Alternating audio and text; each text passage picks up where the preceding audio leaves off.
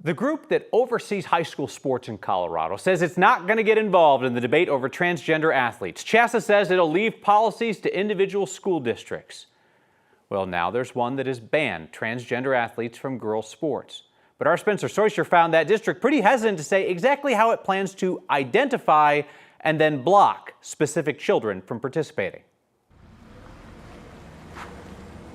School District 49 in Colorado Springs says it won't let athletes compete in sports that don't align with their biological sex. So our policy establishes a standard that when girls are competing in physical sports, they're competing against girls. On Thursday night, the school board passed its new policy, preserving fairness and safety in sports.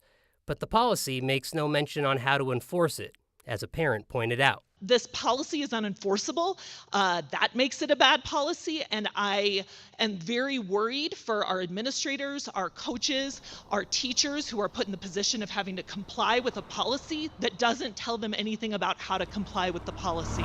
Enforcement is always the second part of any policy. Peter Hiltz is the superintendent for School District 49, which covers 27,000 students.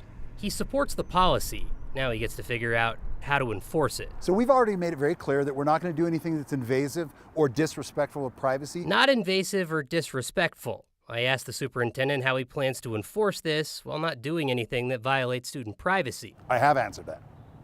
Which is?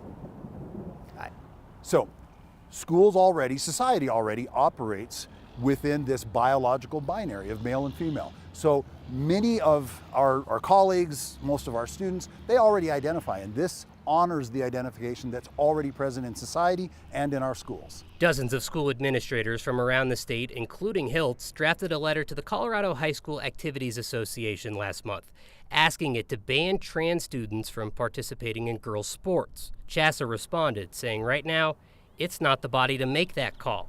And Hiltz says that's why D49 had to create this policy.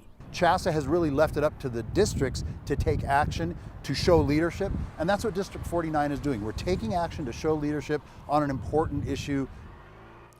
The district told me they do not have data on the number of athletes in D49 who are playing in a sport outside of their biological sex. I asked the superintendent and the board president who brought this policy forward if they plan to do cheek swabs or if there was just going to be parents raising their hands to call out athletes who they suspected were trans. The school board president told me they will not be doing cheek swabs, but they still didn't have any specifics on how they plan to enforce this. Right? I mean, there's only a couple of different ways, right? I mean, You either go off hunches, you go off cheek swabs. God forbid they start doing genital inspections of children.